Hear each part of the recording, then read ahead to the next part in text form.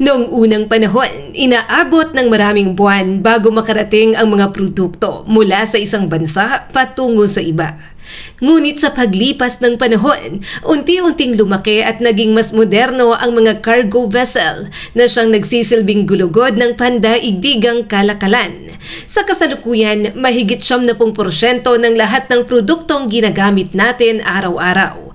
Mula sa cellphone, sasakyan, appliances, pagkain, hanggang sa mga gamit sa bahay ay dumaraan sa dagat gamit ang mga higanteng container ship. Dahil dito, lalong lumaki ang pangangailangan sa mas malalaking barko na kayang magsakay ng libo-libong container sa iisang biyahe. Sa video na ito, Ka-Amazing, ating aalamin ang 10 pinakamalalaking cargo vessel o container ship sa buong mundo ngayong 2026. Kaya kung handa ka na, tara, simulan na natin. Number 10, Berlin Express Class. Hapag-Lloyd. Ang kapasidad, 23,664 TEU. Isa sa pinakabagong higante ng pandaigdigang kalakalan. Ang barkong ito ay may napakalaking kapasidad na 23,664 TEU. Ibig sabihin ay kaya nitong magsakay ng humigit kumulang 23,664 standard 20-foot shipping container sa iisang biyahe. May haba itong halos 400 meters, lapad na 61 meters, at timbang na umaabot sa mahigit 240,000 tonelada kapag puno ng kargamento. Dahil sa laki nito, isa ito sa pinakamahahabang cargo vessels na kasalukuyang naglalayag sa buong mundo. Ang Berlin Express Class ay itinayo sa South Korea ng Hanwha Ocean na dating kilala bilang Daewoo Shipbuilding and Marine Engineering o DSME. Gumagamit ito ng makabagong dual-fuel engine na maaaring paandarin gamit ang tradisyonal na fuel o liquefied natural gas o LNG. Dahil dito, mas mababa ang carbon emissions nito kumpara sa mga mas lumang cargo ship. Kayang umabot ang barko sa bilis na humigit kumulang 22 knots o halos 41 kilometers bawat oras habang tumatawid sa iba't ibang karagatan. Karaniwang bumabiyahe ang Berlin Express Class sa pagitan ng Asia at Europa, kung saan dinadala nito ang napakaraming produkto tulad ng electronics, sasakyan, kasangkapan, tela at iba pang kalakal. Sa isang biyahe lamang, kaya nitong magdala ng milyon-milyong produkto na mapupunta sa iba't ibang bansa. Isa itong magandang halimbawa kung paano patuloy na lumalaki at nagiging mas efficient ang modernong industriya ng shipping sa buong mundo. Number 9, MSC Guzon Class. Kapasidad, 23,756 TEU. Nang unang inilunsad ang barkong ito noong 2019, agad itong kinilala bilang pinakamalaking container ship sa buong mundo sa panahong yon. May kakayahan itong magsakay ng 23,756 TEU. Sapat upang punuin ang libu-libong shipping containers sa isang paglalayag. Ang barko ay may habang 400 meters, lapad na 61.5 meters, at may lalim na halos 33 meters. Ang MSC Guzon Class ay itinayo ng Samsung Heavy Industries sa South Korea para sa Mediterranean Shipping Company o MSC, ang pinakamalaking container shipping company sa buong mundo. Nilagyan ito ng napakalakas na makina na may lakas na higit 80,000 horsepower. Kaya nitong mapanatili ang matatag na paglalayag kahit puno ng napakabigat na kargamento. Bukod sa laki nito, kilala rin ang MSC Guzon Class sa makabagong disenyo ng container stocks nito na nagbibigay daan upang makapagpatong ng mas maraming container habang nananatiling ligtas ang barko. Regular itong bumabiyahe sa rutang Asia patungong Europa, kung saan dinadala nito ang iba't ibang produkto na ginagamit ng bilyon-bilyong tao sa buong mundo. Hanggang ngayon, nananatili itong isa sa pinakamahalagang cargo vessel sa pandaigdigang kalakalan. Number 8, HMM Oslo Class. Ang cargo vessel na ito ay isa sa pinakamodernong container ship ng South Korea. May kapasidad itong 23,820 TEU na nangangahulugang kaya nitong magsakay ng halos 24,000 standard shipping containers sa iisang biyahe. Tulad ng iba pang barko sa listahang ito, mayroon din itong habang humigit kumulang 400 meters at lapad na 61 meters. Dahilan upang maituring itong isa sa pinakamalaking barkong naglalayag sa buong mundo. Ang HMM Oslo Class ay pag-aari ng HMM o Hyundai Merchant Marine, isa sa pinakamalalaking shipping company sa Asia.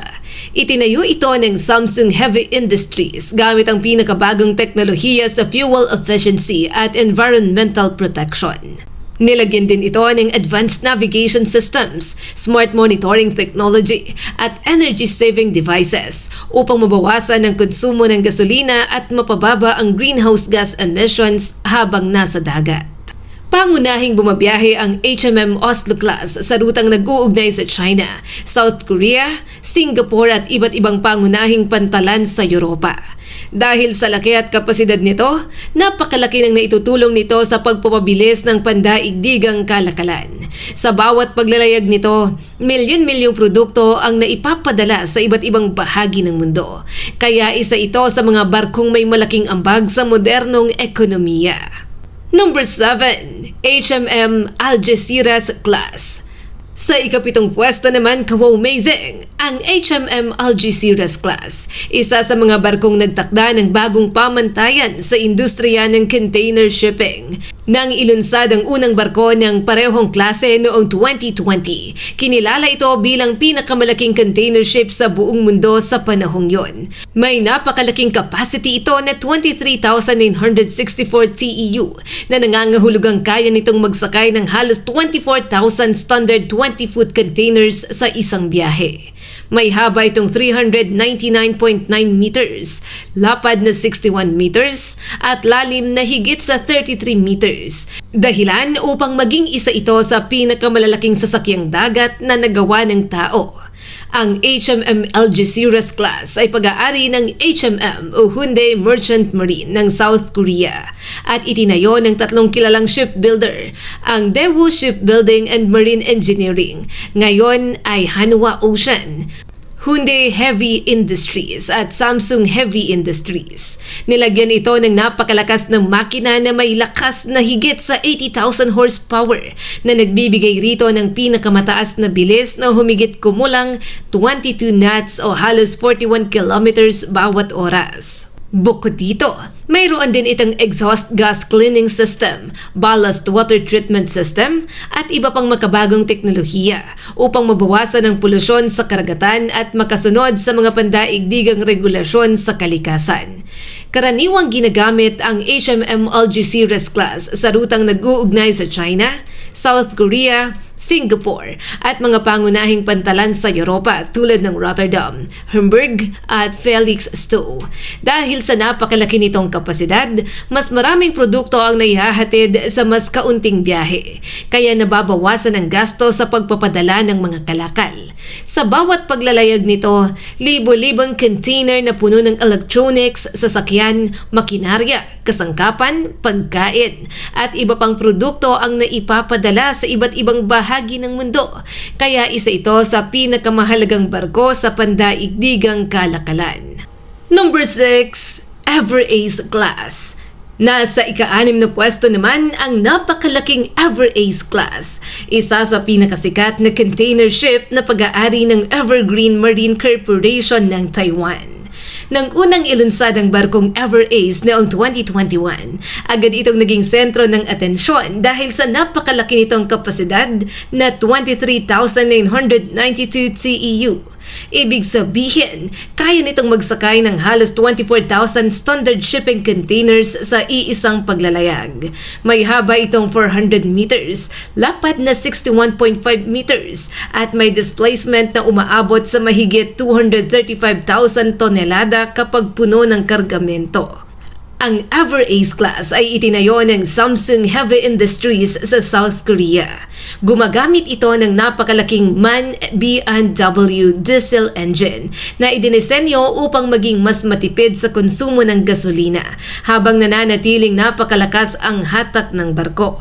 May pinakamataas itong bilis na humigit kumulang 22.5 knots o halos 42 kilometers bawat oras. Nilagyan din ito ng iba't ibang energy-saving technologies tulad ng optimized hull design, high-efficiency propeller at advanced navigation systems upang mapababa ang paggamit ng fuel at mabawasan ng carbon emissions. Isa sa pinakamahalagang tungkulin ng Ever Ace Class ay ang pagpapadala ng napakalaking dami ng produkto mula sa mga pangunahing pantalan sa Asia patungo sa Europe at vice versa.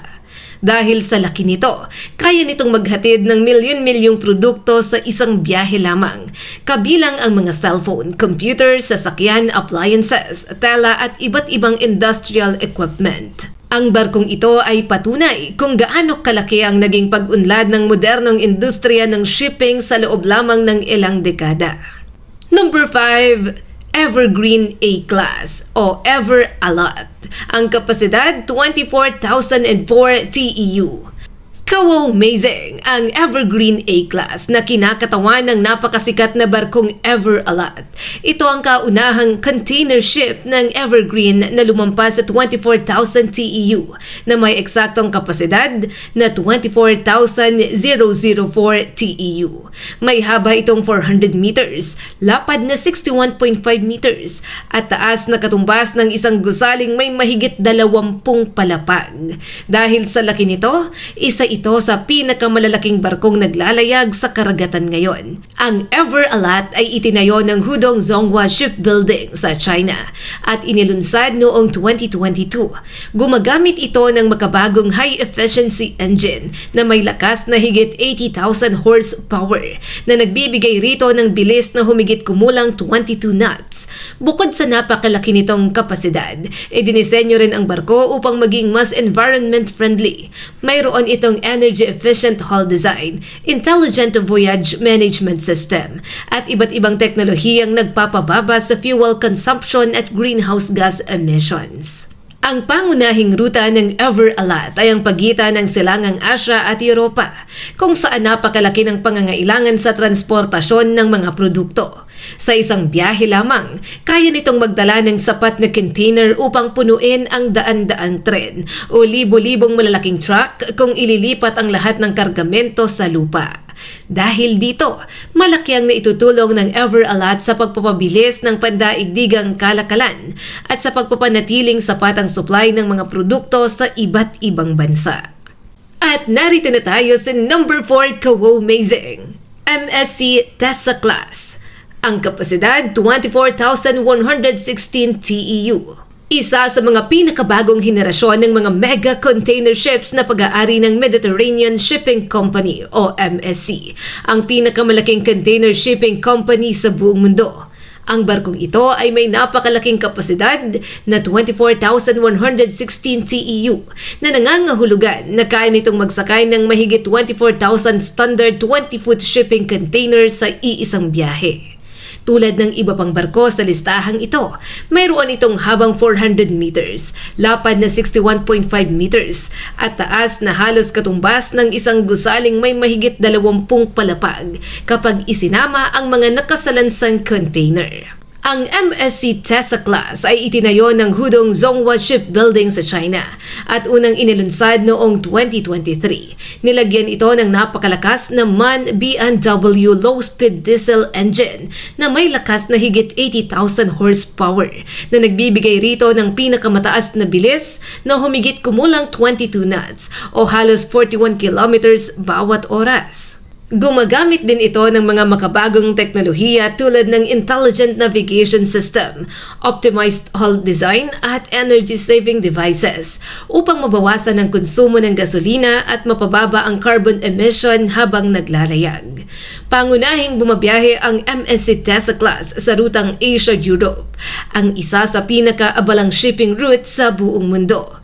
Sa bawat paglalayag nito, nagdadala ito ng napakalaking dami ng electronics, sasakyan, makinarya, kasangkapan, tela, pagkain at iba pang produkto na ipinapadala sa iba't ibang kontinente.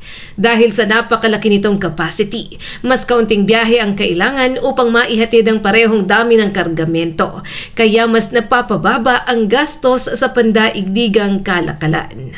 Number 3, One I-Class o mas kilala sa tawag na One Innovation.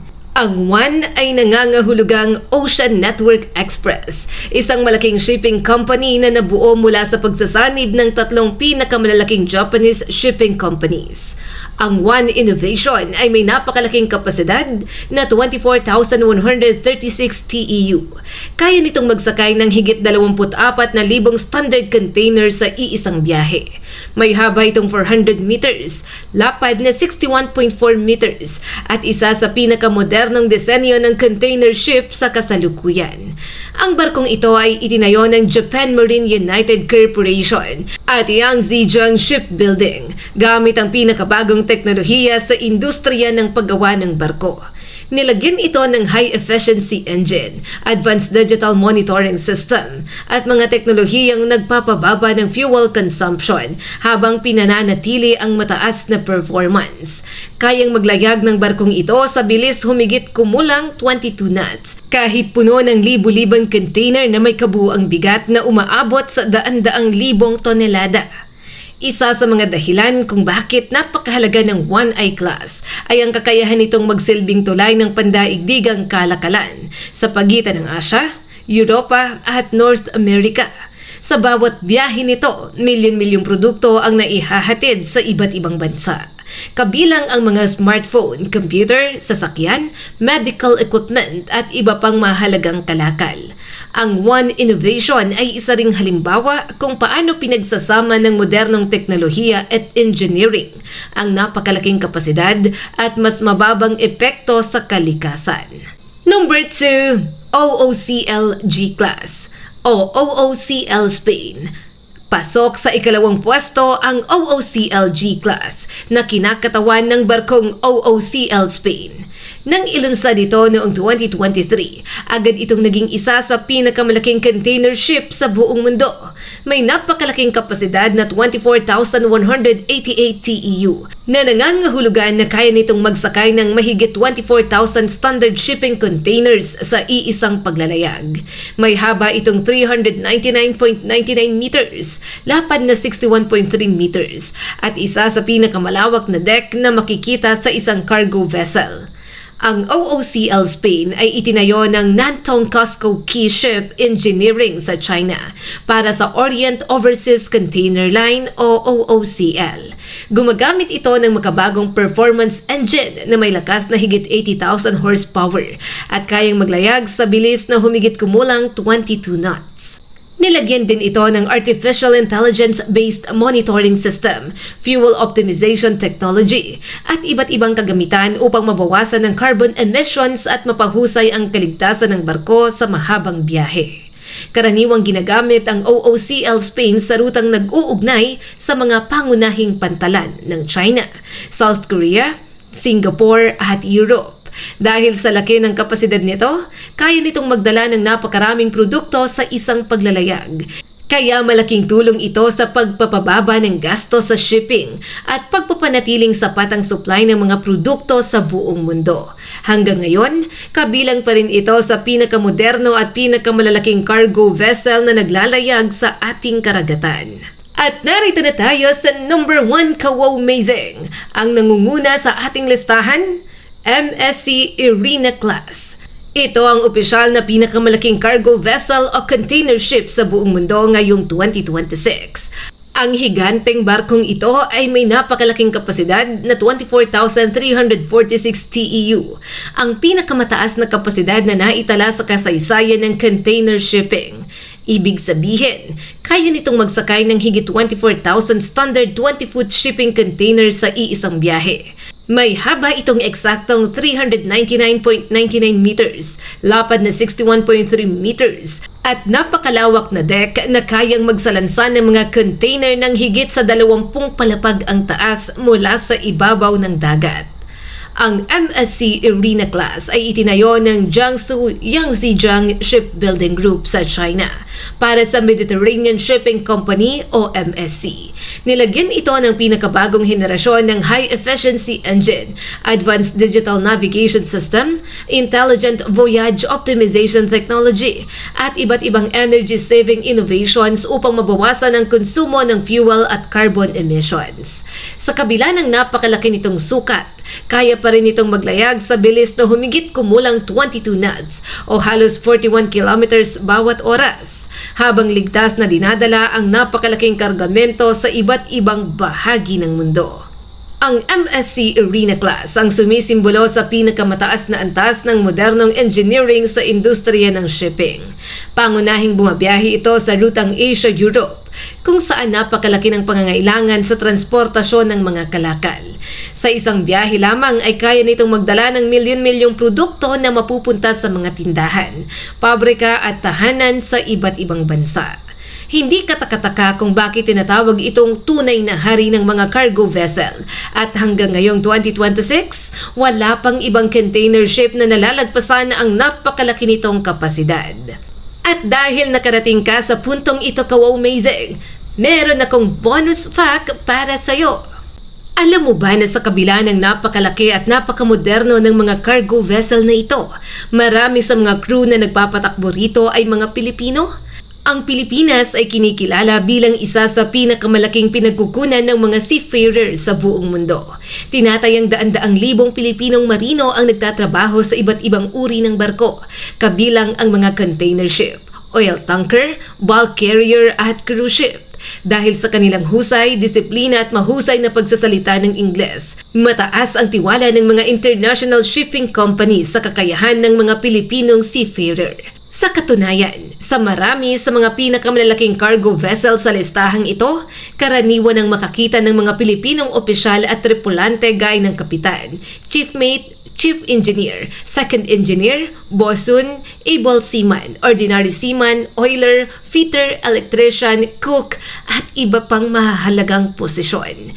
Bagamat ang eksaktong bilang ng mga Pilipino ay nag-iiba sa bawat barko at kumpanya, hindi na katakataka na malaking bahagi ng crew ay mula sa Pilipinas. Kaya naman, tinagurian ang mga Pilipino bilang ilan sa mga pinakamahusay na seafarers sa buong mundo. At heto pa ang isang nakabibilib na katotohanan. Ang bawat barkong nasa listahang ito ay may habang halos 400 meters at may kapasidad na mahigit 24,000 TEU. Kung ipagdurugtong ang lahat ng 20-foot containers na laman ng isang MSC Arena class, aabot ito sa halos 148 kilometers ang haba, katumbas ng biyahe mula Maynila hanggang Batangas City. Sa kabila ng napakalaking sukat at napakakomplikadong operasyon ng barkong ito, umaasa ang mga ito sa husay at dedikasyon ng libu-libong marino, kabilang ang napakaraming Pilipinong seafarer na araw-araw na tumutulong upang makarating sa buong mundo ang mga produktong ginagamit natin sa ating pang-araw-araw na buhay. At yan nga ka-amazing ang 10 pinakamalalaking cargo vessel sa buong mundo ngayong 2026. Kung nais mo pa ng mga wow-amazing videos katulad nito, huwag kalimutan mag-like and subscribe at pakishare na rin para mas marami pa ang makapanood.